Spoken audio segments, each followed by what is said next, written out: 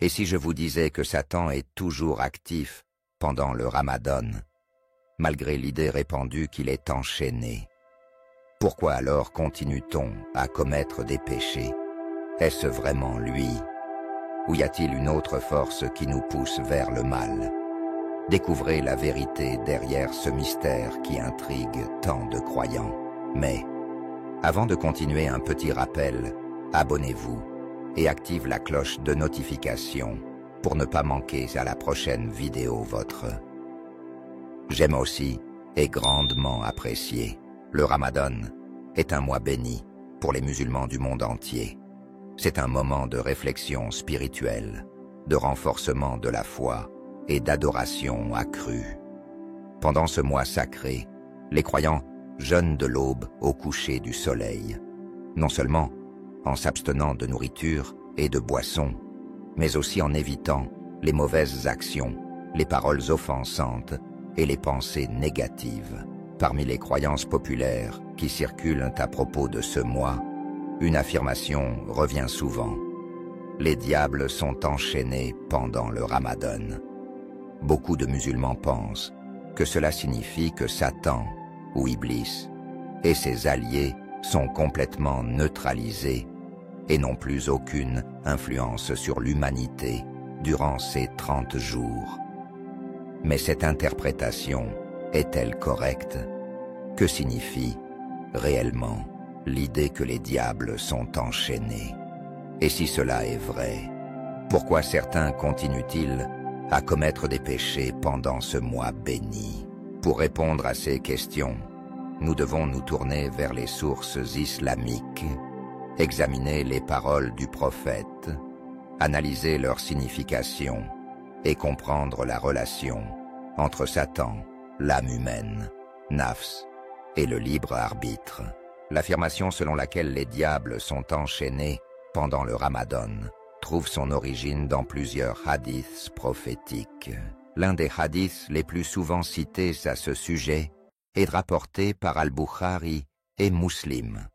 Lorsque le mois de Ramadan arrive, les portes du paradis sont ouvertes, les portes de l'enfer sont fermées et les diables sont enchaînés. Rapporté par Al-Bukhari et Muslim. Dans une autre version rapportée par l'imam An-Nasa'i et Ibn Majah, il est précisé: lorsque la première nuit de Ramadan arrive, les diables et les djinns rebelles sont enchaînés. Les portes de l'enfer sont fermées et aucune d'entre elles n'est ouverte, tandis que les portes du paradis sont ouvertes et aucune d'entre elles n'est fermée. Ces hadiths laissent entendre que les forces du mal sont entravées d'une manière ou d'une autre pendant le Ramadan. Cependant, pour comprendre pleinement cette déclaration, nous devons nous demander si cet enchaînement doit être pris au sens littéral ou métaphorique. Les savants de l'islam ont débattu du sens exact de ces hadiths. A. Une lecture littérale. Les diables réellement enchaînés. Certains érudits affirment que cet enchaînement doit être compris dans son sens propre.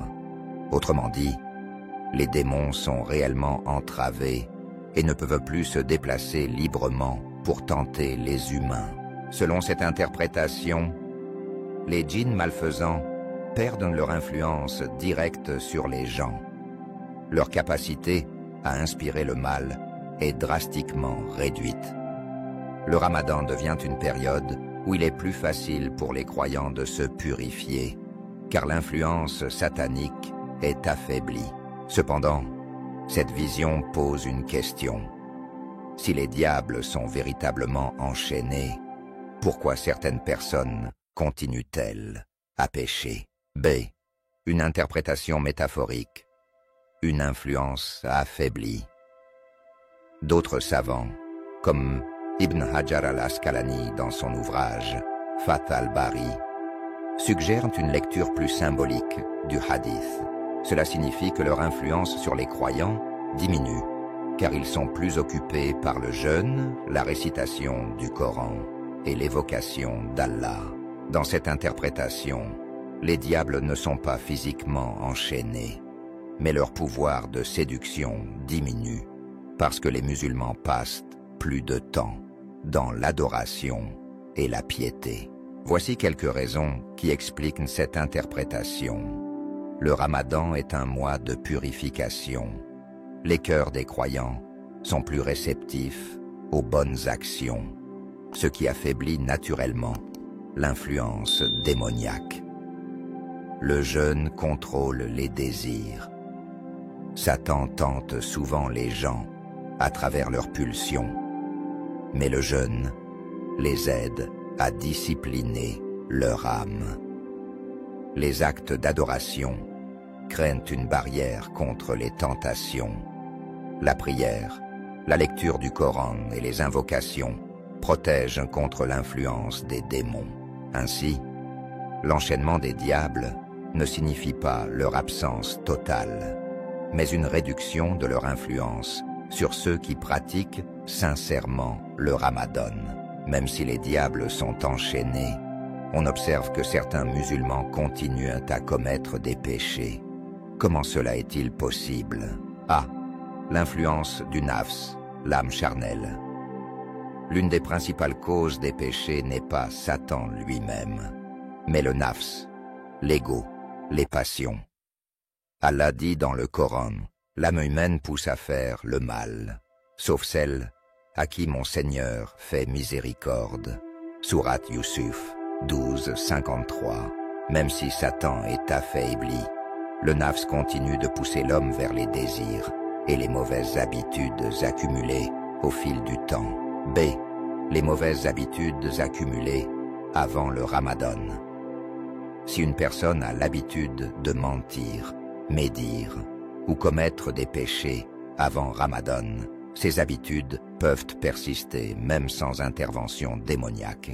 C. L'enchaînement ne concerne que certains diables. Un autre argument avancé est que le hadith mentionne les djinns rebelles, Maradat al-Shayatin. Cela signifie que certains démons particulièrement puissants sont enchaînés, mais pas tous les djinns. Iblis est l'ennemi juré de l'humanité, et il ne cesse jamais ses tentations. Même si son influence diminue, il ne disparaît pas complètement. Voici comment il agit encore pendant le Ramadan. 1. Il tente de détourner les musulmans de leurs intentions. Par exemple, en les encourageant à jeûner sans sincérité ou à se concentrer sur des détails secondaires plutôt que sur la spiritualité. 2. Il sème la discorde par des querelles, des disputes inutiles ou des pensées négatives. 3. Il pousse à l'orgueil et à l'autosatisfaction. Certaines personnes peuvent commencer à se sentir supérieures aux autres en raison de leur piété. Même s'il est affaibli, il est essentiel de rester vigilant. Multiplier les prières nocturnes, Qiyam al-Layl, se rappeler constamment d'Allah, dhikr, invocation, lecture du Coran, surveiller ses pensées et ses intentions, éviter les disputes et les comportements négatifs. En conclusion, Iblis et ses troupes sont bien affaiblis pendant le Ramadan, mais cela ne signifie pas que tout mal disparaît. L'enchaînement des diables, soit littéral, soit symbolique, signifiant simplement que leur influence diminue grâce à la foi accrue des croyants. Le Ramadan est une opportunité pour rompre avec les mauvaises habitudes et renforcer son lien avec Allah. Mais cela dépend de la volonté de chacun, car le plus grand ennemi de l'homme n'est pas toujours Satan, mais lui-même.